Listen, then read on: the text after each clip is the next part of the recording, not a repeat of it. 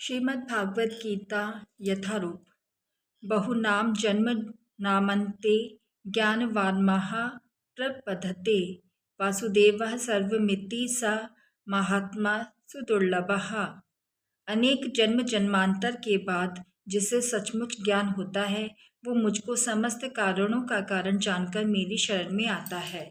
ऐसा महात्मा अत्यंत दुर्लभ होता है। तात्पर्य, भक्ति या दिव्य अनुष्ठानों को करता हुआ जीव अनेक जन्मों के पश्चात इस दिव्य ज्ञान को प्राप्त कर सकता है कि आत्म साक्षात्कार का चरम लक्ष्य श्री भगवान है। आत्म साक्षात्कार के प्रारंभ में जब मनुष्य भौतिकता का परित्याग करने का प्रयत्न करता है तब निर्विशेषवाद की ओर उसका झुकाव हो सकता है, किंतु आगे बढ़ने पर वह यह समझ पाता है कि आध्यात्मिक जीवन में भी कार्य है और इन्हीं से भक्ति का विधान होता है। इसकी अनुभूति होने पर वह भगवान के प्रति आसक्त हो जाता है और उनकी शरण ग्रहण कर लेता है।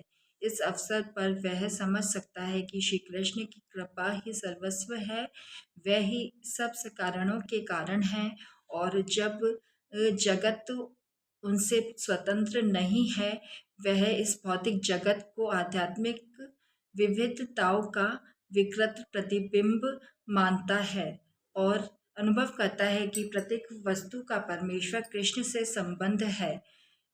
इस प्रकार वह प्रत्येक वस्तु को वासुदेव श्री कृष्ण से संबंधित समझता है। इस प्रकार की वासुदेवमयी व्यापक दृष्टि होने पर भगवान कृष्ण को परम लक्ष्य मानकर शरणागति प्राप्त होती है। ऐसे शरणागत महात्मा दुर्लभ है। जीव के शरीर की बोलने की शक्ति, देखने की शक्ति, सुनने की शक्ति, सोचने की शक्ति ही प्रधान नहीं है। समस्त कार्यों का केंद्र बिंदु तो यह जीवन है, जीवन प्राण है। इसी प्रकार भगवान वासुदेव या भगवान श्री कृष्ण की ही समस्त पदार्थों में मूल सत्ता है।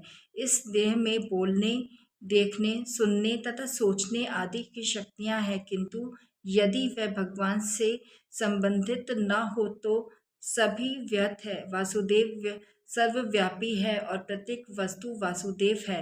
अतः भक्त पूर्ण ज्ञान में रहकर शरण ग्रहण करता है। तो मेरे संग प्रेम से बोलिए, राधे राधे।